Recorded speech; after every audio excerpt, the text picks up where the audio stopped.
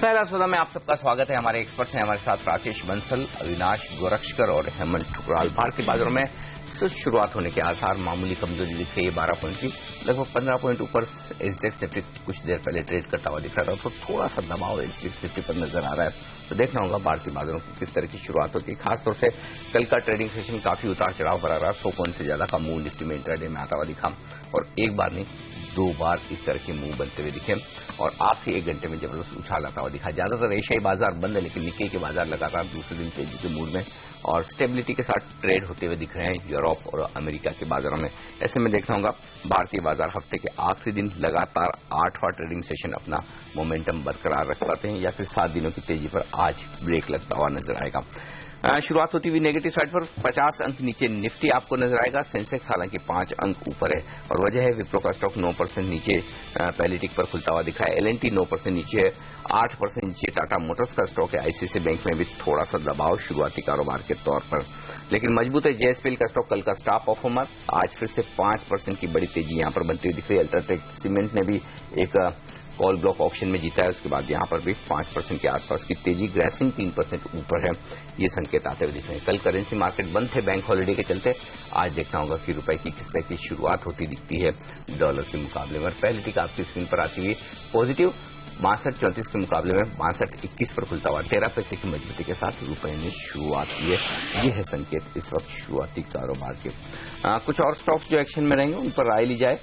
Titagarh wagons और दूसरे railway stocks, Avinash आपकी राय लेना जरूरी है। एचडीएफसी म्यूचुअल फंड ने कल 2 लाख शेयर स्टॉक के खरीदे हैं। रेलवे स्टॉक्स बजट के पहले एक्शन में आते हैं, अब जैसे जैसे हम नजदीक पहुंच रहे हैं, क्या लगता है, क्या कहीं कोई आपको खरीदारी का मौका दिखता है? क्या पसंद है आपको? ना आई थिंक रेलवे स्टॉक्स में डेफिनेटली बड़े में बीएमएल और टेक्समैको रेल जो स्टॉक्स है, मैं समझता हूं कि इनमें डेफिनेटली निवेश किया जा सकता है। हालांकि थोड़ी बहुत एक्शन ऑलरेडी इन स्टॉक्स में हो चुकी है, लेकिन आई थिंक जिस प्रकार का एक्सपेक्टेशन इस बार मार्केट को है, मार्केट्स एक्सपेक्ट कर रहा है कि एफडीआई को लेके थोड़ा सा प्राइवेट सेक्टर का पार्टिसिपेशन शायद रेलवे में ज्यादा इंक्रीज होगा। तो आई थिंक ओवरऑल ये रेलवे बजट काफी इंपॉर्टेंट रहेगा, क्योंकि आई थिंक प्रीवियस बजट्स के मुकाबले में यहाँ पे शायद एक अच्छा रोड मैप रेलवे सेक्टर के लिए इन्वेस्टमेंट के पॉइंट ऑफ व्यू से अनाउंस किया जाएगा। तो I would say Texmaco rail और बीएमएल, ये दोनों ही स्टॉक्स में मेरे ख्याल से रेलवे बजट के होने के पहले भी थोड़ी बहुत तेजी हम और देख सकते हैं। ओके, तो और भी आगे टेक्समैको, बीएमएल, टेक्स रेल जैसे काउंटर्स में डेफिनेटली दिखाई देगी। लेकिन चार्ट पर अगर आपने एक स्टॉक इस पूरे पैक में चुनना हो राकेश, जहां पर मैक्सिमम गेन्स आ सकते हैं यहाँ पर रेलवे काउंटर्स में, कौन सा रहेगा वो? हर्षिता, अगर हम मैक्सिमम गेन्स जिसमें लगता है तो वो मेरे को टीटागढ़ वैगन ही स्टॉक ऐसा लगता है जिसमें एक अच्छा मूव यहां से भी देखने को मिल सकता है। हालांकि अगर हम देखें तो पिछले 2-3 दिनों में स्टॉक काफी बढ़ चुका है, तो नियरेस्ट कोई स्टॉप लॉस नहीं है, बट जिस तरीके से चार्ट पैटर्न है यहां से भी 10 से 12% का जो रैली है इन स्तरों से भी शॉर्ट टर्म में मेरा ऐसा मानना है टीटागढ़ वैगन के अंदर देखने को मिल सकती है। ओके, तो शॉर्ट टर्म गेन्स आगे भी दिखाई देंगे, लेकिन स्टॉप लॉसेस काफी नीचे है, वो याद रखिएगा। जेएसपीएल, जिस तरह की कल तेजी देखने को मिली, इनके जो हाथ वो कोल ब्लॉक्स लगे हैं गारे पाल्मा में, और कंपनी वाउच कर रही थी कि इनके हाथ ही वो ब्लॉक्स लगे क्योंकि पहले इन्हीं को अलॉटेड थे। अब स्टॉक कल 25% भागा। हेमंत, क्या आज भी मौका है नई तेजी करने का? देखिए हर्षिता, मेटल स्टॉक्स में कल बाइंग डेफिनेटली देखने को मिली है। जिंदल स्टील एंड पावर में हालांकि उतना ओपन इंटरेस्ट ऐड नहीं हुआ जितना एक्सपेक्टेड था, क्योंकि जिस तरह से स्टॉक भागा था, तो मैं प्रेफर करूंगा सीसा स्टरलाइट को। जिस तरह से ओआई ऐड हुआ है कल, उसमें कल स्टॉक 205 के ऊपर बंद हुआ है, तो मैं 204 का एक स्टॉप लॉस रख के 218-220 का टारगेट, और सीसा स्टरलाइट की तरह ही है हिंदुस्तान जिंक, वहां मेरा टारगेट 193-195 का रहेगा। तो मैं इन दोनों स्टॉक्स को प्रेफरेंस दूंगा just purely because open interest ज्यादा इन दोनों में ऐड हुआ है, तो ट्रेडिंग एक्टिविटी इन दोनों में ज्यादा लग रही है। जेएसपीएल कल पूरी रैली में मुझे ऐसे लगा कि ट्रेडिंग कम, शॉर्ट कवरिंग ज्यादा थी, तो आई विल प्रेफर सीसा स्टरलाइट और हिंदुस्तान जिंक। ओके, तो ये राय आती है। लेकिन एक और स्पेस जिसकी हम शुरुआत में बात कर रहे थे, लेदर स्टॉक्स की, जहां पर ड्यूटी लेदर शूज पर 12% से घटाकर 6% की जा सकती है। चार्ट्स पर आपसे राय लेना चाहता हूं राकेश। 2 स्टॉक मिर्जा इंटरनेशनल और लिबर्टी शूज, मेरे ख्याल से मिर्जा इंटरनेशनल तो 52 वीक हाई पर ट्रेड करता हुआ दिख रहा है। जी हाँ, क्या संकेत मिल रहे हैं चार्ट्स पर, कितनी और तेजी हो सकती है इन दोनों शेयरों में? बिल्कुल अनिल जी, जो दो स्टॉक्स का आपने नाम लिया लेदर स्पेस के अंदर, इन्हीं दोनों स्टॉक्स के स्ट्रक्चर पॉजिटिव हैं। लिबर्टी शूज में देखें तो कल के सत्र में एक अच्छा ब्रेकआउट देखने को मिला है 280 के ऊपर। जिस तरीके से लिबर्टी शू का स्ट्रक्चर है, एक रैली इसमें अच्छी ट्रिगर हो सकती है जो इसे 325 330 तक ले जा सकती है। मिर्जा इंटरनेशनल एक स्टॉक एक नए हाइस पे बंद हुआ है, टेक्निकल स्ट्रक्चर काफी अच्छा है, वॉल्यूम्स काफी ज्यादा सपोर्टिव हैं और जिस तरीके से स्टॉक एक अनचार्टेड टेरिटरी में चल रहा है, स्टॉक 100 रुपीज के लेवल को शॉर्ट टर्म में क्रैक कर सकता है ऊपर में। ज्यादा पैसा कहाँ बनेगा लॉन्गर टर्म में, लिबर्टी शूज, मिर्जा या फिर बाटा जैसे काउंटर्स में?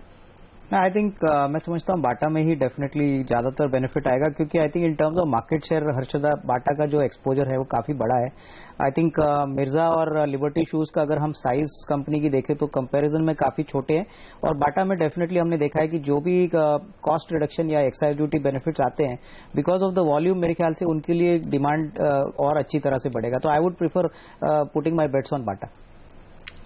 तो बाटा होगा यहाँ पर पसंद का स्टॉक, लेकिन ये देखना होगा कि अगर 1000 रुपए से कम की प्राइस के शूज पर वो ड्यूटी कट होता है तो शायद बाटा को उतना फायदा न मिले। नहीं, इनफैक्ट बाटा में मास के लिए, मास लोगों के लिए भी प्रोडक्ट रेंज है अनिल जी, तो ऑब्वियसली वहाँ पे थोड़ा बहुत फायदा। Bata is known for their mass sale products, of course बाद में वो दूसरे ब्रांड्स आए हैं जिनमें जो प्रीमियम ब्रांड्स है जो कंपनी भी एक्सप्लोर करना चाह रही, but Bata has always been that आम आदमी का जूता।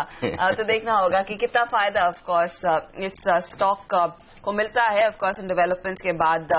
स्पाइस जेट जिसमें हम देख रहे हैं काफी ज्यादा एक्टिविटी यहाँ पर प्री सेशन में देखने को मिली है, लेकिन Aurobindo pharma, Piramal enterprises, in fact इन काउंटर्स में भी हरकत देखने को मिलेगी। ऑरबिंदो फार्मा QIP की तैयारी कर रहा है, FIPB ने CCA की तरफ वो मामला बढ़ाया है, ग्लेनमार्क FII लिमिट बढ़ाने की होड़ में है।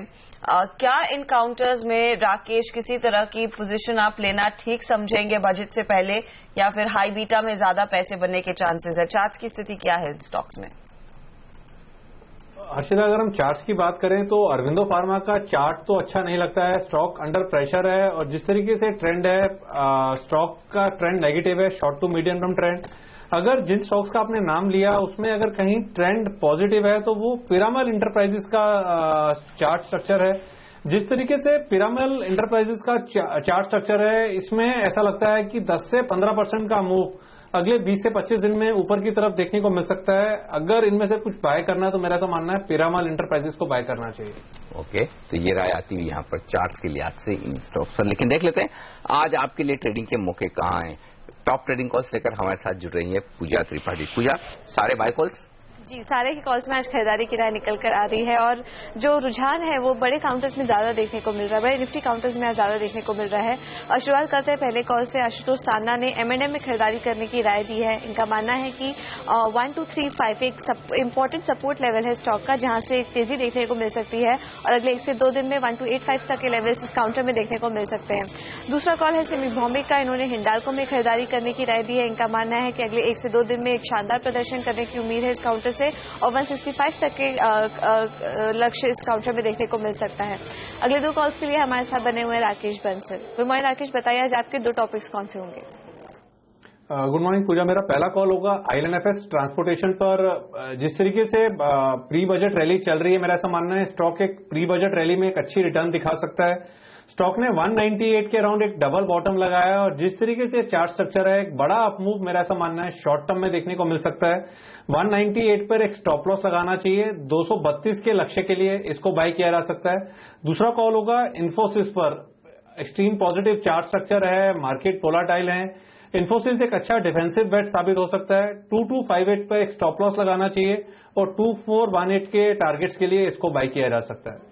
Thank you Rakesh. आखिरी कॉल है अल्पेश फूरिया का। इन्होंने एक्सो नोबेल में खरीदारी करने की राय दी है। इनका मानना है कि 4 से 5 दिन में 10% से ज्यादा का रिटर्न इस काउंटर में देखने को मिल सकता है। 1650 तक के लेवल्स आने के इसमें अनुमान है। आज पांचों ही कॉल्स में जानकार तेजी करने की राय दे रहे हैं। तो सब तरफ आज खरीदारी की राय फिर से आती हुई दिख रही है। देखना होगा किस तरह का प्रदर्शन ये सारे स्टॉक आज करते हैं। शुक्रिया पूजा ये सारा अपडेट हमें देने के लिए। इस बीच बाजार प्री ओपनिंग सेशन में एकदम शांत शुरुआत के संकेत देते दिख रहे हैं। 15 अंक नीचे, सेंसेक्स 16 अंक नीचे, निफ्टी एकदम फ्लैट है। जीएसपीएल फिर से स्टार परफॉर्मर रहेगा, ऐसा लगता है 6% ऊपर है। अब इस 6% की ओपनिंग पर चार्ट्स क्या कह रहे हैं राकेश, क्या लेवल्स अहम है? और अगर 206 207 के आसपास जो कैश मार्केट के लेवल्स दिख रहे हैं यहाँ खुले, तो फिर तेजी करने वाले ट्रेडर्स के लिए स्टॉप लॉस और टारगेट क्या होने चाहिए? अनिल जी, इस स्टॉक में ऑलरेडी एक बड़ा अपमूव कल देखने को मिल चुका है और जिस तरीके से कल एक अच्छा वॉल्यूम हुआ था, एक रैली इसमें बन सकती है। और ये रैली स्टॉक को, जैसे आपने बोला 205 206 के अराउंड खुलता है, तो इस स्टॉक के अंदर जो ये रैली है इसको 220-25 तक ले जा सकती है। बट नियर बाय कोई स्टॉप लॉस नहीं है। अगर किसी के पास ऑलरेडी कोई पोजीशन है तो होल्ड करना चाहिए। नए निवेश की सलाह नहीं दूंगा, गिरावट पे स्टॉक को बाय किया जा सकता है। ओके, गिरावट में खरीदारी करें, जीएसपीएल के स्टॉक में नई खरीदारी से परहेज करें। अल्ट्राटेक सीमेंट, अविनाश आपसे राय लेना चाहता हूं। एक कॉल ब्लॉक कल उन्होंने भी जीता, 3000 रुपए पर टन से ज्यादा का प्राइस दिया, लेकिन स्टॉक पर रिएक्शन थोड़ा पॉजिटिव साइड पर हो रहा है। ऐसा लग रहा है कि आजकल जो भी कंपनियां कॉल ब्लॉक ऑक्शन किसी भी प्राइस पर जीत रही है, लेकिन बाजार उसे पसंद कर रहा है अगर वो अपना रिटेन कर पा रही है तो। कुछ इस तरह का रुझान दिख रहा है? मैं आई थिंक शॉर्ट टर्म में तो डेफिनेटली एक पॉइंट से मार्केट इसको ऐसा रीड कर रहा है कि जो अनसर्टेनिटी थी कोल ब्लॉक्स पे वो शायद खत्म हो चुकी है। कंपनीज अपनी जो इनपुट के पॉइंट ऑफ व्यू से थोड़ी सी वरीड थी, वहां पे थोड़ी क्लियरिटी आ रही है। लेकिन आगे चल के जो भी कंपनीज के पास सीमेंट में कैपेसिटी है, ज्योग्राफिकल रीच है, मुझे लग रहा है उनको ही प्राइसिंग पावर का बेनिफिट मिलेगा, क्योंकि कोई भी प्राइस पे कोल की माइन खरीदना मेरे ख्याल से in the short to medium term definitely pricing पे थोड़ा बहुत इंपैक्ट रहेगा। आई थिंक जहां पे काफी एग्रेसिव बिडिंग हुई है वहां पे डेफिनेटली टू सम एक्सटेंट मेरे ख्याल से इमीडिएटली कॉस्ट पुश में शायद वो इमीडिएटली सक्सेसफुल ना हो। अल्ट्राटेक की बात करें तो डेफिनेटली अल्ट्राटेक के लिए ये पॉजिटिव खबर है। आई थिंक क्लियरली जिस प्रकार का रीच और मार्केट शेयर है, I think definitely medium to long term में इनको फायदा होगा। हेमंत, औरोबिंदो फार्मा और ग्लेनमार्क, इन दो मिड कैप फार्मा स्टॉक्स पर आपसे राय लेना चाहता हूं, क्योंकि कल की खबर यह है कि जो इनके एफआईएस की लिमिट का मामला था, या यूं कि कुछ निवेश का मामला था, उसे रेफर किया गया है एफआईपीबी को। कल मंजूरी नहीं मिली है। दोनों स्टॉक्स में क्या वायदा कारोबार में कहीं कोई पोजीशन बनाने की राय है आपकी? देखिए Anil ji, Aurobindo pharma of late pressure में रहा है आफ्टर द रिजल्ट्स। हालांकि 1265 1270 के आसपास काफी सपोर्ट है मेरे हिसाब से, तो उस हिसाब से देखा जाए तो स्टॉक को एक्यूमुलेट कर सकते हैं, बट इमीडिएटली लॉन्ग की मैं सलाह नहीं दूंगा। मुझे ग्लेनमार्क ज्यादा स्ट्रांग लगता है। मेरे हिसाब से 810 का टारगेट बनता है 745 स्टॉप लॉस के साथ। तो ग्लेनमार्क में पोजीशन साइड भी ज्यादा लॉन्ग पोजीशंस बनी है, तो out of the two I will prefer Glenmark pharma. और बिंदो फार्मा ऑलरेडी, जैसे मैंने कहा, काफी नीचे आ चुका है, तो एक रिबाउंड रैली बन सकती है, but keep a stop loss of 1275। But out of the two clearly Glenmark मुझे ज्यादा स्ट्रांग लग रहा है। ओके, मैक्सवेल इंडस्ट्रीज, इस स्टॉक पर राकेश आपसे राय लेना चाहता हूं। कल यहाँ पर कुछ बड़े सौदे होते दिखे हैं। रिलायंस कैपिटल ने 15 लाख शेयर बेचे हैं, ओम इन्वेस्टमेंट और कुछ और दूसरे खरीदार भी सामने आए हैं। मैक्सवेल के चार्ट क्या कह रहे हैं, क्या करना चाहिए? जी, एक्सट्रीमली पॉजिटिव चार्ट्स हैं। कल भी एक अच्छा प्राइस वॉल्यूम एक्शन अच्छा हुआ है, और जिस तरीके से स्टॉक का चार्ट है, जिस तरीके से स्टॉक का ट्रेंड है, मेरा ऐसा मानना है स्टॉक एक कगार पर है। अगर हम देखें तो 2006 में स्टॉक ने 53-54 के अराउंड एक हाईज लगाए थे, और जिस तरीके से इसका चार्ट स्ट्रक्चर है, ये उन स्तरों को तोड़ सकता है, 54 के लेवल्स को तोड़ के उसके ऊपर क्लोजिंग लेने में कायम रह सकता है। मेरा ऐसा मानना है किसी के पास ऑलरेडी ये पोजीशन है तो होल्ड करना चाहिए। कोई नया निवेश करना चाहता हो तो मेरा ऐसा मानना है वॉच रखना चाहिए। 52.60 के अराउंड स्टॉक ने कल क्लोजिंग ली थी। अगर ये स्टॉक 53 के ऊपर क्लोजिंग लेता है, तब मेरा ऐसा मानना है स्टॉक एक अनचार्टेड टेरिटरी में एंटर करेगा, तब इस स्टॉक के अंदर फर्दर 20 से 25% का मूव फ्रॉम 53 लेवल्स देखने को मिल सकता है।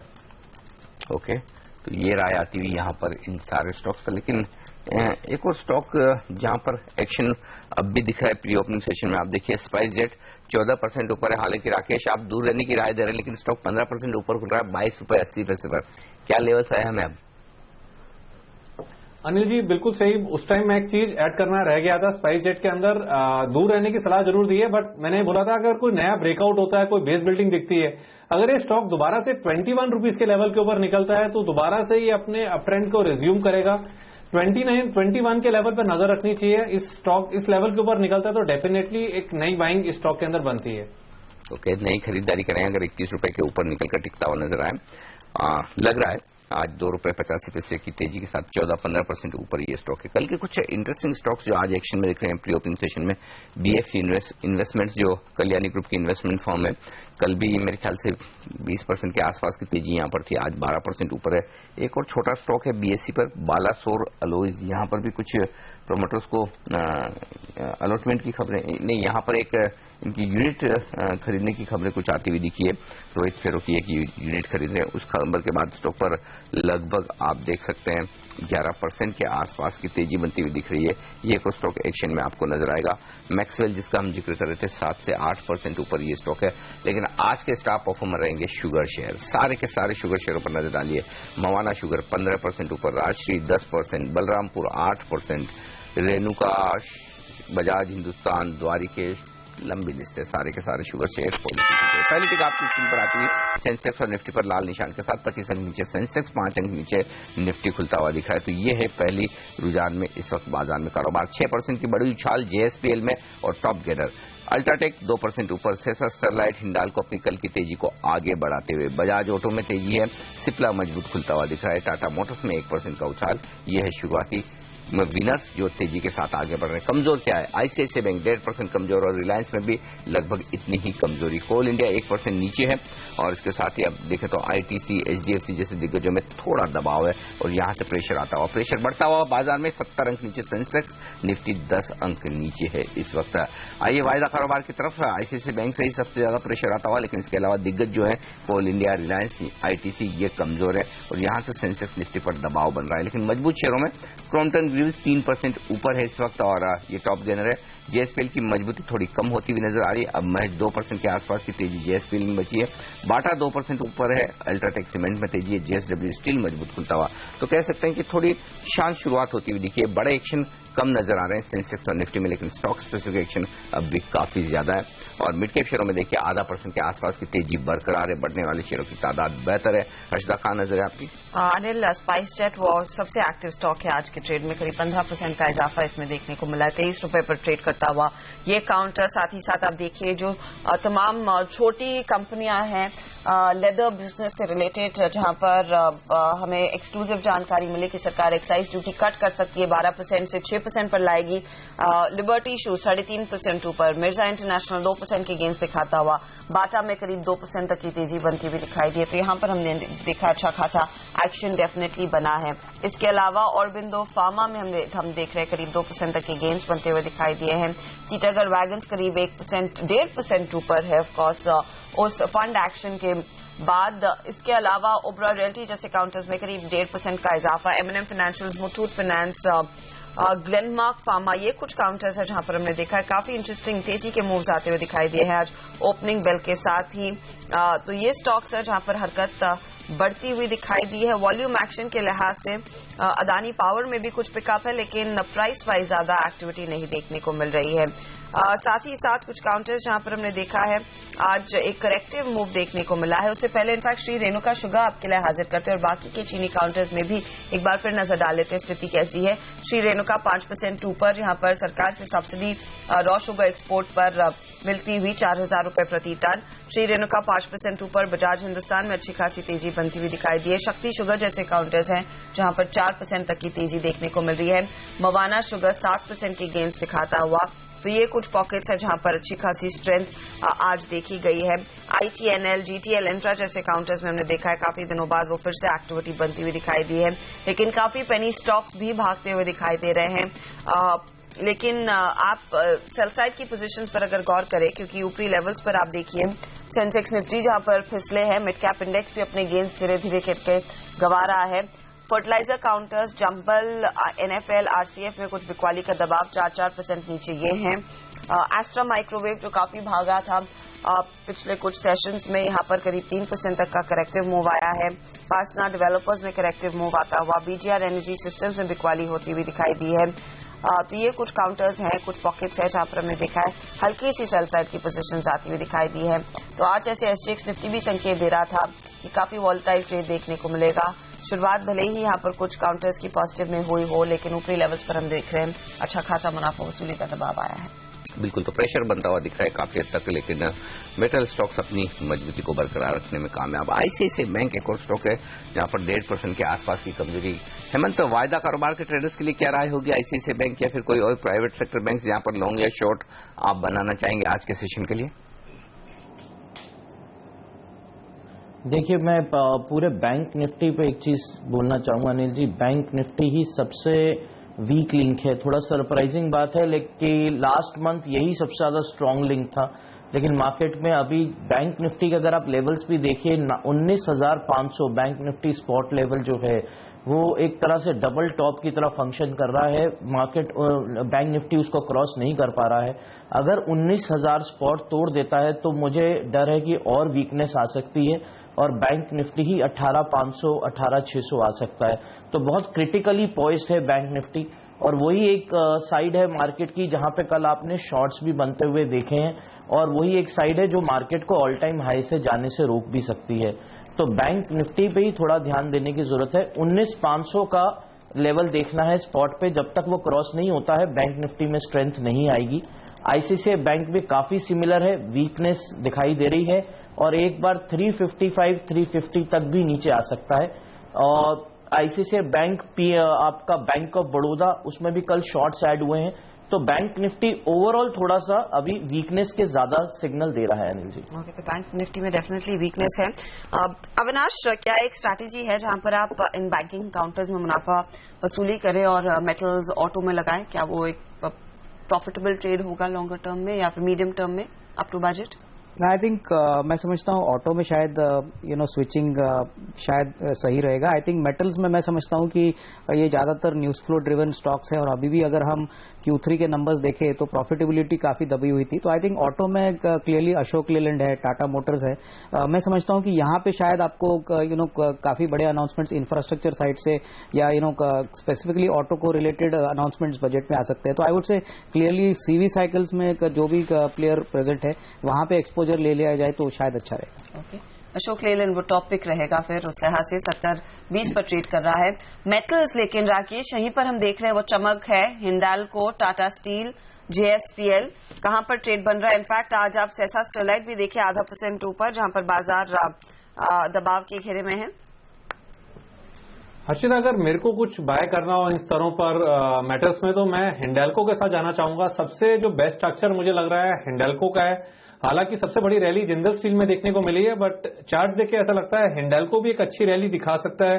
170 प्लस तक की क्लियरली हिंडाल्को को बाय किया जा सकता है इन स्तरों पर। 150 का एक स्टॉप लॉस लगाना चाहिए। और जिस तरीके से मेटल स्टॉक्स के अंदर एक बड़ी रैली जिंदल स्टील में स्पेशली बनते हुए देखी थी, सिमिलर काइंड की रैली हिंडाल्को में भी ट्रिगर हो सकती है 170 प्लस तक के लेवल की। ओके, तो ये रहा आती मेटल स्टॉक्स पर। इस वक्त बाजार थोड़ा रिकवर करने की कोशिश करते हुए दिख रहे हैं। 25 अंक की कमजोरी ही बची है सेंसेक्स में। निफ्टी मैच 5 अंक नीचे है इस वक्त, लेकिन ओवरऑल आज मेटल स्टॉक से मजबूती थोड़ी सी आती दिख रही है। जी हाँ, और स्पेशली हमने देखा अनिल शुगर काउंटर्स हैं जहां पर हम देख रहे हैं काफी इंटरेस्टिंग सा मूव आता हुआ दिखाई दिया है, चाहे वो बलरामपुर चीनी हो, बजाज हिंदुस्तान हो।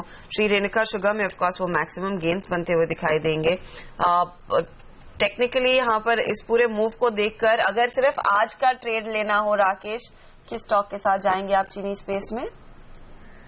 मैं हर्षिता, अगर आज का भी ट्रेड लेना हो तो मैं शुगर स्पेस में तो नहीं जाऊंगा। अगर आज के लिए ट्रेड लेना हो तो मैं शायद निफ्टी के साथ जाना जरूर चाहूंगा। एक अच्छा लेवल है, आज भी निश्चित तरह से एक अच्छा रिबाउंड हमने सुबह भी आते हुए देखा है। मेरा ऐसा मानना है अगर इंट्राडे के लिए कुछ ट्रेड करना है या 1-2 दिन का ट्रेड करना है तो निफ्टी एक बेहतर विकल्प है। 8793 का एक स्टॉप लॉस लगाना चाहिए। 8960 से लेकर 8975 के लेवल्स निफ्टी में ऊपर की तरफ देखने को मिल सकते हैं।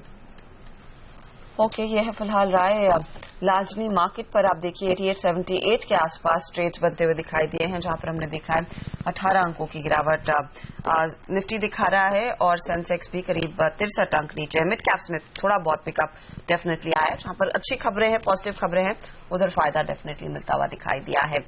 बहुत बहुत धन्यवाद राकेश, अविनाश और हेमंत, आप तीनों का ही हमारे लिए समय निकालकर अपनी राय देने के लिए मार्केट पर। हम लेंगे इसी के साथ एक छोटा सा ब्रेक। बाजार की चाल थोड़ी सी नरम है आज, ऊपरी लेवल्स पर हल्की सी मुनाफा वसूली हो रही है, लेकिन हम इसी बात पर चर्चा करेंगे कि बजट से पहले आपको किन स्टॉक्स को लेना चाहिए, कहां पर पोजीशंस हल्की करनी चाहिए। इसी सिलसिले को आगे बढ़ाते हुए हम बात करेंगे संदीप सब्बरवाल से ब्रेक के बाद।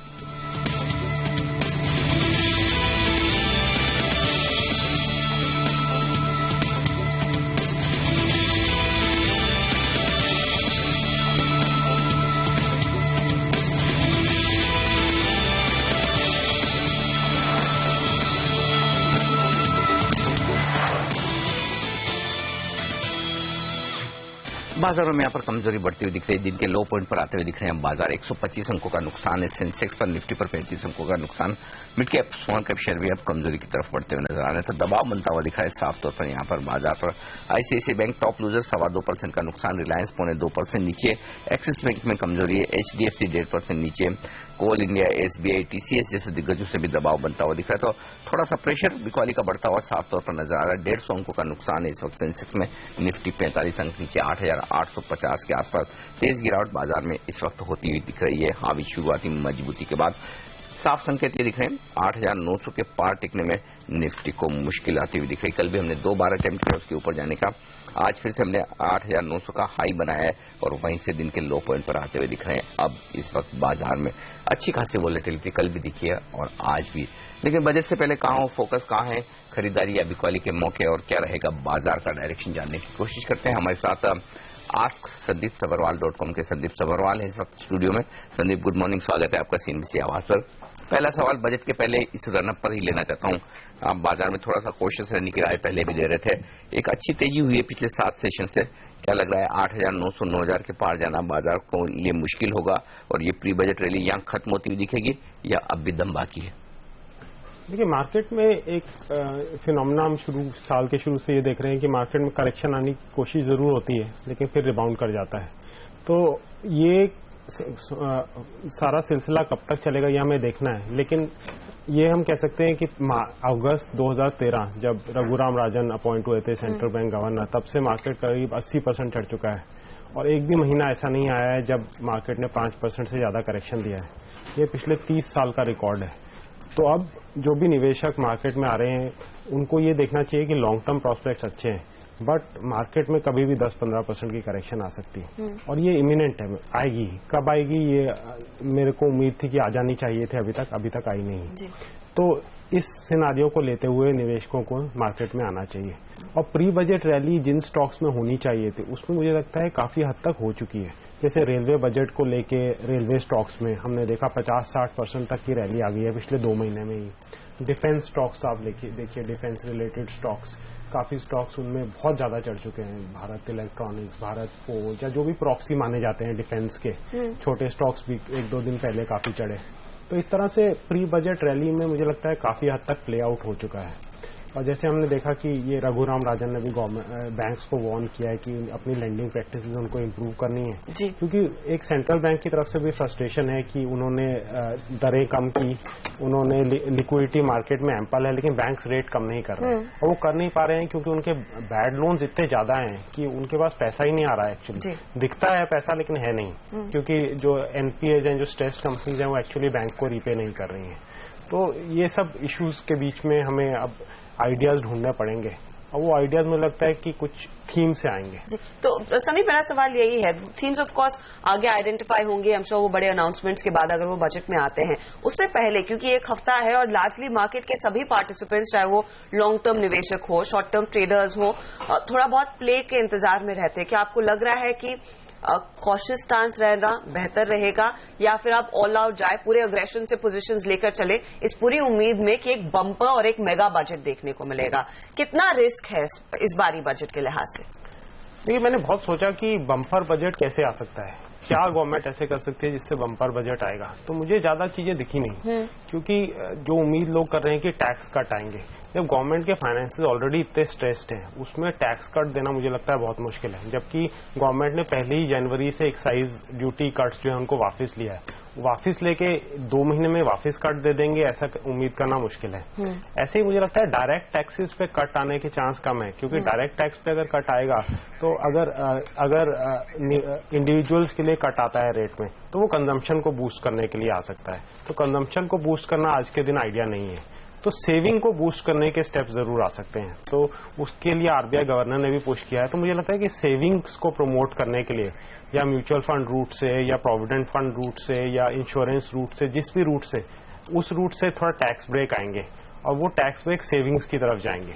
ये मुझे उम्मीद है इस बजट से। तो मैं कहूंगा आपके सवाल में कि ऑल आउट जरूर नहीं जाना चाहिए, लोगों को कॉशियसली ऑप्टिमिस्टिक रहना चाहिए, लेकिन इस उम्मीद के साथ भी रहना चाहिए कि हो सकता है कि बजट थोड़ा डिसअपॉइंट करे, जिस तरह की एक्सपेक्टेशंस बढ़ गई हैं आज के दिन। जी हाँ, तो इनफैक्ट इस चर्चा को हम जारी रखेंगे, लेकिन फिलहाल हमें लेना होगा एक छोटा सा ब्रेक। ब्रेक के बाद ऑफकोर्स एक पॉलिटिकल चेक भी लेंगे। हमारे साथ जुड़ेंगे सीबीसी आवाज संपादक संजय पुगलिया और वो बातचीत करेंगे उत्तराखंड के चीफ मिनिस्टर हरीश रावत से इस छोटे ब्रेक के बाद।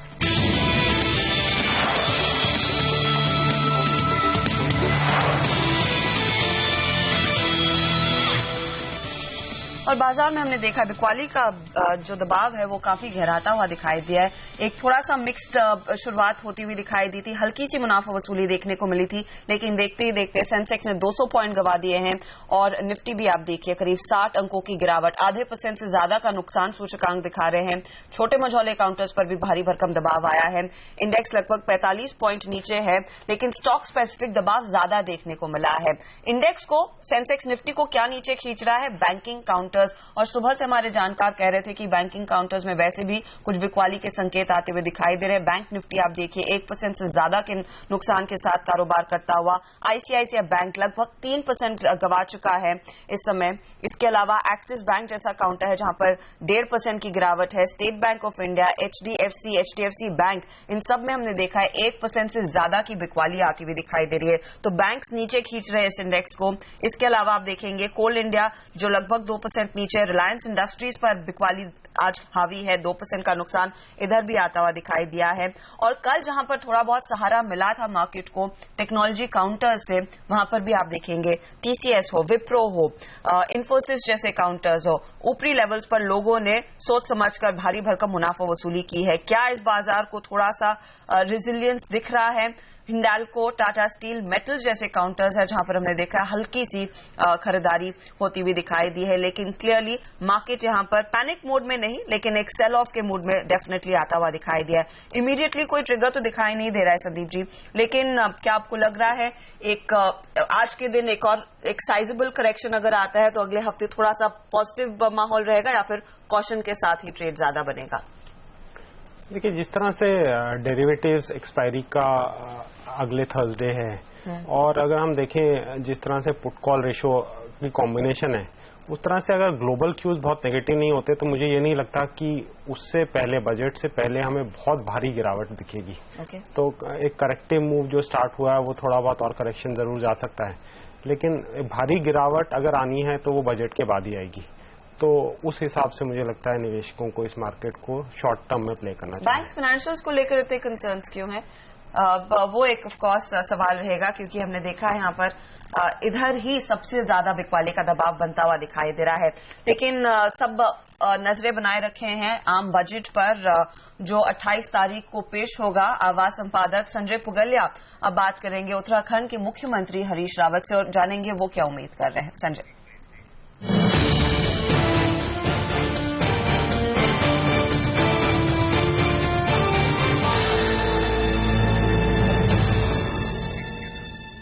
तो सबों को बजट का इंतजार है और इस बात पर नजर रखने की जरूरत है, क्योंकि नरेंद्र मोदी की सरकार ने ये कहा है कि योजना आयोग को खत्म करने के बाद जो नया नीति आयोग बना है, ये राज्यों के अधिकारों को, राज्यों को ज्यादा पैसा देना और ज्यादा फैसले की छूट देना, इस पर बहुत ध्यान देगा। फेडरलिज्म की बात करते हैं, कोऑपरेटिव और कॉम्पिटिटिव फेडरलिज्म की बात प्रधानमंत्री और वित्त मंत्री करते रहे हैं। इसी पर चर्चा करने के लिए एक नजरिया हम लेना चाहते हैं उत्तराखंड के मुख्यमंत्री हरीश रावत से कि राज्य के तौर पर वो इस डिस्कोर्स को, इस नैरेटिव को किस तरीके से देखते हैं। हरीश राव साहब, आपने हमारे लिए वक्त निकाला, शुक्रिया। आपसे यही सवाल है हमारा कि क्या आपको लगता है जो वादा किया गया है कि सेंट्रली स्पॉन्सर्ड स्कीम के सारे पैसे अब राज्यों के हाथ में दे दिए जाएंगे, राज्यों की खुदमुख्तारी बढ़ेगी और राज्य तय करेंगे कि कैसी स्कीमों पर खर्चा करें, आप क्या एक्सपेक्ट करते हैं इस बजट से? देखिए, ये जितनी भी सेंट्रली स्पॉन्सर्ड स्कीमें हैं, ये राज्यों की ग्रोथ में और ओवरऑल हमारे इंफ्रास्ट्रक्चर डेवलपमेंट में बहुत बड़ी भूमिका अदा करते हैं और हम उम्मीद कर रहे हैं कि यदि राज्यों को ये पैसा दिया जा रहा है तो अच्छी बात है, और मगर वो इतनी मात्रा में हो कि राज्य, विशेष तौर पर हमारे जैसे राज्य जिनके पास संसाधन कम हैं, वो राज्य जो है घाटे में न रहें। हमारी जितनी भी सेंट्रली स्पॉन्सर्ड स्कीम्स हैं वो 90-10 पर बेस हैं, 90% अनुदान और 10% राज्यों के अनुदान पर। यदि उसी तरीके से हमको धन भी उपलब्ध करवाया जाता है, उसको कंसिडरेशन में रखा जाता है, तो हमें कोई दिक्कत नहीं महसूस होती। हम उसको अच्छा समझेंगे क्योंकि हमारे पास तब काम करने के लिए जरा सा ज्यादा स्वतंत्रता होगी, हम अपने तरीके से प्लान कर सकेंगे। विचार अच्छा है, लेकिन इस विचार के पीछे यदि ये सोच हो कि सबको इंक्लूसिव ग्रोथ के लिए हमको रास्ता बनाना है। जैसा अभी आपने कहा, जब प्रधानमंत्री जी कोऑपरेटिव फेडरलिज्म की बात करते हैं तो बहुत अच्छा लगता है। उन्होंने कहा कि नीति आयोग जो है ये टीम इंडिया है, गवर्निंग बॉडी जो है, जिसमें प्राइम मिनिस्टर है, कुछ मिनिस्टर्स हैं और नीति आयोग के सदस्य हैं और चीफ मिनिस्टर्स हैं, लेफ्टिनेंट गवर्नर्स हैं। मगर जब वो कॉम्पिटिटिव कोऑपरेटिव फेडरलिज्म की बात करते हैं तब थोड़ा सा हम जैसे राज्य, मैं समझता हूं जितने जो पिछड़े हुए राज्य हैं अभी, उनको ये लगता है कि कहीं ऐसा तो नहीं है हमको मार्केट फोर्सेस के ऊपर छोड़ दिया जाए, क्योंकि इस समय मार्केट फोर्सेस के ऊपर बहुत कुछ निर्भरता व्यक्त की जा रही है। उनको कहा जा रहा है कि आप एक रोल प्ले करिए। हम नहीं कह रहे कि वो रोल प्ले नहीं करें, हम कह रहे हैं इन्वेस्टमेंट के लिए हम बढ़िया वातावरण राज्यों को बनाना चाहिए ताकि प्राइवेट फोर्सेस ज्यादा से ज्यादा स्पेस को ग्रहण करने का काम कर सके, कंट्रीब्यूट कर सके। लेकिन आपको इसके लिए राज्यवार स्ट्रेटेजी बनानी पड़ेगी। इसके लिए आपको देखना पड़ेगा कि कौन राज्य किस स्थिति के अंदर है।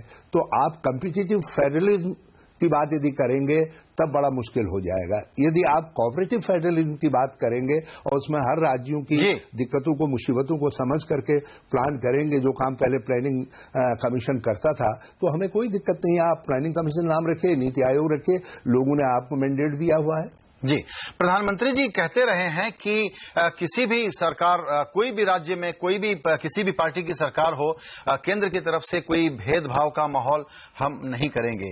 अभी तक की जो डीलिंग पिछले 8-9 महीनों में आपकी रही होगी केंद्र से, वो कैसी रही है? जिस तरह से पैसे यहां से रिलीज होने चाहिए वो वक्त पर होते हैं क्या? और इसी से जुड़ा सवाल ये है कि जो आपने कहा कि कॉम्पिटिटिव फेडरलिज्म का मतलब ये है कि पिछड़े राज्यों को कहीं ऐसा ना हो कि आप इक्वल तरीके से ट्रीट करें, तो जो स्पेशल ट्रीटमेंट चाहिए उत्तराखंड जैसे राज्यों को, उस पर जब आप बात करते हैं तो केंद्र का रवैया क्या रहता है? देखिए, जब हम प्रधानमंत्री जी से बात करते हैं हम बहुत अपने को उत्साहित महसूस करते हैं, लेकिन संजय जी आपने मुझको एक बड़ी दिक्कत में डाल दिया कि जो सेंट्रली स्पॉन्सर्ड स्कीम्स हैं उनमें जो रिलीजेज हैं इस समय, अब वो प्लानिंग कमीशन के विषय में जो अनिश्चितता बनी रही, नीति आयोग स्वरूप नहीं ले पाया, कौन रिलीज जारी करेगा, कौन इन्वेस्टमेंट क्लियरेंस देगा, ये स्पष्ट न होने के कारण है या क्या कारण है। इस समय जितनी सेंट्रली स्पॉन्सर्ड स्कीम्स हैं उनका पैसा लटका पड़ा है और यहां तक कि मनरेगा में भी कट एक्सरसाइज है। इंदिरा आवास योजना के अंदर भी जो है हमको जितना पैसा पहले योजना में रखा गया था वो उस हिसाब से नहीं दिया जा रहा है। हमारी बहुत सारी योजनाएं हैं अलग अलग मंत्रालयों की जो इस समय किसी न किसी कारण से लंबित पड़ी हैं और अनिश्चितता का एक प्रभाव और है कि राज्य भी अपने को ठीक तरीके से अलाइन नहीं कर पाए हैं। तो इसीलिए जब नीति आयोग की पहली बैठक हुई थी तो मैंने प्रधानमंत्री जी से निवेदन किया था कि हमको 12th जो 5 ईयर प्लान है उसके जो ये शेष बचे हुए साल हैं उनके अंदर यथाविधि चीजों को रहने देना चाहिए, क्योंकि ये जो मिड कोर्स करेक्शन जिसको कह सकते हैं आप, पॉलिटिकल कंसिडरेशन या जिस कारण से भी रहा हो, क्योंकि हमारा मानना है कि प्लानिंग कमीशन भी अच्छा काम कर रहा था, लेकिन इससे यदि अच्छा मॉडल लेकर के मोदी जी आ रहे हैं तो हम उसका स्वागत करते हैं। लेकिन अभी तक जो है डर बना हुआ है। और जो दूसरा डर मैंने आपके सामने कहा कि हमारे पास जैसे उत्तराखंड है, हमारे पास 2 नेचुरल रिसोर्स हैं, एक है प्राकृतिक संपदा जंगल के रूप में और दूसरा प्राकृतिक संपदा पानी के रूप में, और दोनों पर हमारा बस नहीं है, हमारा बस नहीं है, बल्कि हम एक प्रकार से नेशन की और पूरे जो क्लाइमेट है, ग्लोबल क्लाइमेट, हम उसको सर्व करने का काम कर रहे हैं, ऑक्सीजन दे करके बिल्कुल, और अपने जंगलों को बचा करके। और पानी हमारी गंगा हमारी नहीं है, वो सारी मानवता की गंगा है। तो हम जैसे राज्यों को कंपनसेट नहीं किया जा रहा है। जी, एक सवाल कह रहे हैं कि आप जो है जो नेशनल सर्विस अकाउंटिंग सिस्टम है उसमें हमारी इको सर्विसेज को अकाउंट करिए और उसके एवज में हमको पैसा दीजिए। जाहिर है कि आपको लगता है कि इन बातों के आधार पर आपको ज्यादा प्रेफरेंस वाला पैसा मिलना चाहिए। एक सवाल और, अब जब भी बात हो रही है तो केंद्र के नेताओं की तरफ से, मंत्रियों की तरफ से कहा जाता है कि हमने नीति बना दी है, अब देखते हैं कि राज्य कैसा व्यवहार करते हैं और राज्य में अमल करने की, इंप्लीमेंट करने की दिक्कतें हैं। तो एक सवाल लैंड एक्विजिशन से जुड़ा हुआ मैं पूछना चाहूंगा कि जो संशोधन हुए हैं उसके बारे में केंद्र वाले हमको ये बताते हैं कि बहुत सारे कांग्रेसी राज्यों के मुख्यमंत्रियों से पूछिए अपने राज्य के विकास के लिए, वो तो चाहते हैं कि लैंड एक्विजिशन का कानून जो अब हमने बनाया है उसको वो लागू कर पाएं। आपकी क्या राय है? देखिए, उस समय ये सर्वसम्मत फैसला था करीब करीब। अब राजनीतिक दलों को हमेशा अपनी राय में बदलाव नहीं लाना चाहिए और हम राजनीतिक दलों के प्रतिनिधि हैं। नेचुरली ऐसा नहीं है कि उस समय तो ऐसा लगता था कि हर दल के अंदर एक कंपटीशन हो रहा है कि लैंड एक्विजिशन बिल को किस तरीके से ज्यादा क्रांतिकारी बनाया जा सकता है। तो आज ये सवाल हमसे करने का क्या जरूरत है? आपने एक पॉलिटिकल डिसीजन किया है, अब उस पॉलिटिकल डिसीजन के जो पॉलिटिकल परिणाम हैं उनको आपको झेलना है और हर राजनीतिक दल को करना पड़ता है, हर सरकार को करना पड़ता है। जी बिल्कुल। हरीश रावत जी, आपने उत्तराखंड के बहाने एक उस प्रकार की बातें सामने रखी हैं कि पिछड़े राज्यों को कॉम्पिटिटिव फेडरलिज्म के बजाय प्रेफरेंशियल फेडरलिज्म की तरफ थोड़ा सा ध्यान देते हुए थोड़ी तरजीह और तवज्जो देने की जरूरत होगी। अब बजट में हम उम्मीद करेंगे कि इस बात को अंडरलाइन किया जाएगा शायद। आपका वक्त निकालने के लिए बहुत शुक्रिया। नमस्कार।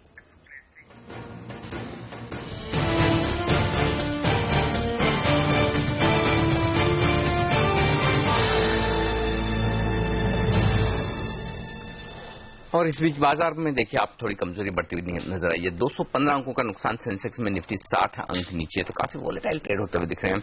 और जैसा कि कमजोरी की बात संदीप सब्रवाल कर भी रहे थे। संदीप, लेकिन क्या ऐसे में जिन इन्वेस्टर्स के पास प्री बजट रैली में एक प्रॉफिट बनाने का, बुक करने का मौका है, क्या आप राय देंगे कि प्रॉफिट बुक करें और उसके बाद बजट के बाद की डिप का इंतजार करें? और अगर हाँ तो कितनी डिप की आप एक्सपेक्ट करें, कितना कमजोरी हो सकती है?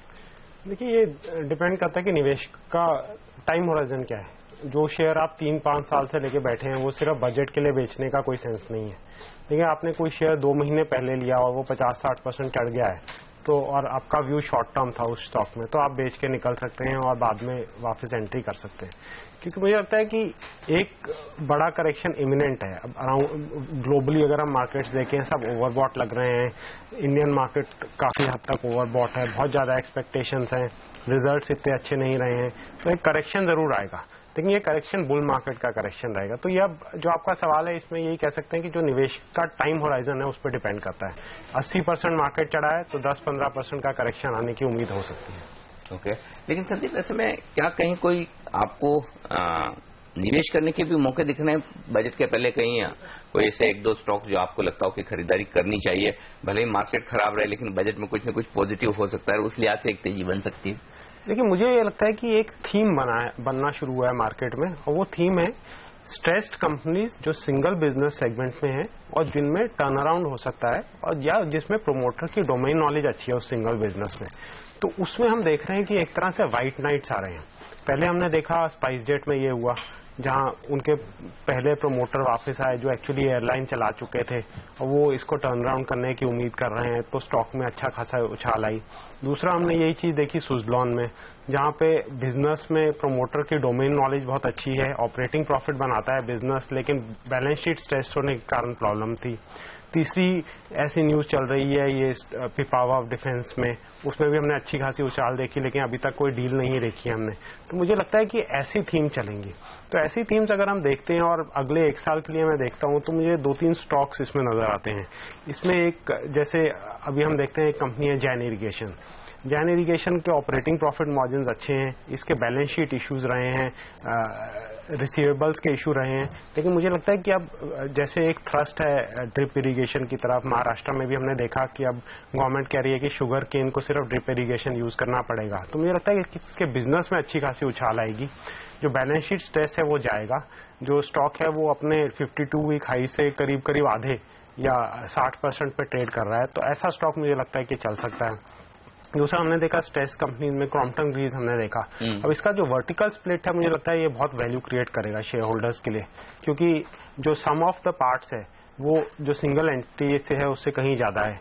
मतलब कंसोलिडेटेड एंटिटी का 11,000 करोड़ का मार्केट कैप है। मुझे लगता है कि जब स्प्लिट होगा और 2 अलग कंपनीज बनेगी और एक में स्ट्रेटेजिक इन्वेस्टर आएगा, तो टोटल वैल्यू कम से कम 15,000 करोड़ होनी चाहिए। तो एक ये काफी इजी प्ले है इन्वेस्टर्स के लिए, बड़ी कंपनी है, उसमें ये एक कंट्रीब्यूशन आ सकती है और ये गेन हो सकता है। तो मुझे लगता है कि ऐसे ही कंपनीज कुछ अच्छा करेंगी आगे जाके। वक्त हो रहा है एक छोटे से ब्रेक का, लेकिन इस चर्चा को आगे हम जारी रखेंगे और बाजार पर भी एक नजर डाल लेते हैं ब्रेक में जाते जाते। दिन के लो से कुछ रिकवर करने की कोशिश जरूर की है, लेकिन प्रेशर अभी भी बना हुआ है। 60 अंक नीचे निफ्टी और 228 अंकों की कमजोरी सेंसेक्स पे देख रहे हैं हम। लेंगे एक ब्रेक, लौटेंगे जल्दी।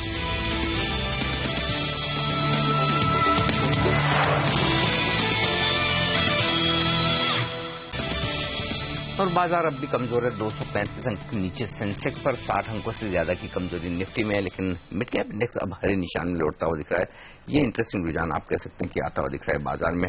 वॉलेटिलिटी देखिए आप, 8,900 का हाई आज हमने बनाया है और 8,816 का लो है, यानी कि शुरुआती 31 मिनट में ही निफ्टी ने 75 अंकों का मूव ऑलरेडी दिखा दिया है। और सेंसेक्स में अगर आप देखें तो 19,178 का हाई है, 29,178 का लो है, 29,462 का हाई है। आप देख सकते हैं लगभग 300 पॉइंट की उतार चढ़ाव सेंसेक्स में हो चुकी है आज सुबह सुबह के कारोबार में। तो काफी इंटरेस्टिंग और वॉलेटाइल सेशन भारतीय बाजार में बनता हुआ दिखा है। एक और इंटरेस्टिंग जो स्पेस दिख रही है संदीप, उस पर आपसे राय लेना चाहता हूँ। कॉल ब्लॉक ऑक्शन का आज 7वां दिन है। जिन कंपनियों को कॉल ब्लॉक्स हासिल होते हुए दिख रहे हैं, बाजार उन्हें पॉजिटिव समझकर थोड़ा सा रुझान तेजी की तरफ दिखा रहा है। क्या समझते हैं आप, क्या वाकई में इस तरह से समझना ठीक है? क्या कंपनियों के लिए मुश्किलें, दिक्कतें कम होती हुई दिख रही है? और इस तरह के कॉल ब्लॉक ऑक्शन जीतने वाली कंपनियों पर आपकी क्या राय होगी? देखिए, इसमें कंपनी टू कंपनी हमें जाना पड़ेगा। जैसे हम लेते हैं जिंदल स्टील एंड पावर, जिसके स्टॉक ने काफी अच्छा रिबाउंड दिया, तो उनके तो पूरा बिजनेस एक स्ट्रेस में आ गया था कि उनके पास कोल ब्लॉक नहीं होने के कारण। तो उनके लिए कोल ब्लॉक जीतना बहुत जरूरी था और जिस रेट पे उन्होंने जीता है उस पर उम्मीद है कि पावर में उनका अच्छा खासा प्रॉफिट बनेगा। तो वहां पे स्टॉक में अप मूव ठीक है। दूसरी तरफ हम देखते हैं कुछ बहुत स्ट्रेस्ड कंपनीज है बैलेंस शीट में, जैसे जेपी ग्रुप है। उसमें हम देखते हैं कि इन्होंने जो बिड किए हैं उसमें इनको अगले 30 साल में कुछ 30,000 करोड़ देने पड़ेंगे स्टेट गवर्नमेंट्स के ऊपर, उसके ऊपर रॉयल्टी और उसके ऊपर एक्सट्रैक्शन कॉस्ट वगैरह। तो इसमें मुझे लगता है कि इस पे वैल्यू कुछ बनेगी या नहीं शेयर होल्डर का मुझे नहीं दिखता। तो इसमें हमें केस टू केस बेसिस पे देखना पड़ेगा और केस टू केस बेसिस पे एनालिसिस करना पड़ेगा। ओवरऑल बिडिंग जो है वो काफी एग्रेसिव रही है। जैसे कल हमने देखा कि 3,500 रुपए पे गया एक ब्लॉक। तो 3,500 का मतलब है कि एक तरह से आप $60 जो है वो $60 तो आप अपफ्रंट ही दे रहे हैं, मतलब $60। तो $60 आज के दिन इंटरनेशनल कॉस्ट है कोल का। तो उसके बाद आपको रॉयल्टी एक्सट्रैक्शन कॉस्ट होगा, तो फिर एक्चुअली आप मतलब शेयर होल्डर के लिए कुछ वैल्यू नहीं बनेगी। तो मुझे लगता है कि एग्रेसिव, बहुत ज्यादा एग्रेसिव बिडिंग हो रही है। लेकिन ये हो सकता है कि जैसे जैसे आगे ब्लॉक्स की बिडिंग चले और आगे जाके शायद एग्रेशन कम हो जाए, तो उस समय में देखना पड़ेगा। उस समय कुछ कंपनीज का जरूर बेनिफिट हो सकता है। बिल्कुल, तो ये राय आती हुई इन सारे स्टॉक्स पर जहां पर कॉल ब्लॉक ऑक्शन होते दिखने। शुक्रिया संदीप आपका हमारे लिए वक्त निकाल कर आज इन तमाम मुद्दों पर, बाजार स्टॉक्स पर अपनी राय हमारे साथ शेयर करने के लिए। और और आज के सेशन में फिर से बाजारों ने शुरुआत मजबूती के साथ की, लेकिन उसके बाद फिर से कल ही की तरह एक वोलेटाइल ट्रेडिंग सेशन अच्छी गिरावट के साथ सेंसेक्स निफ्टी, लेकिन मिड कैप और स्मॉल कैप शेयर अब भी होल्ड करते हुए। पहला सौदा में आज के लिए इतना ही, लेकिन बने रहेगा CNBC आवाज के साथ। आगे आपके लेकर आएंगे कमोडिटी मार्केट की ओपनिंग और आवाज IPL। नमस्कार।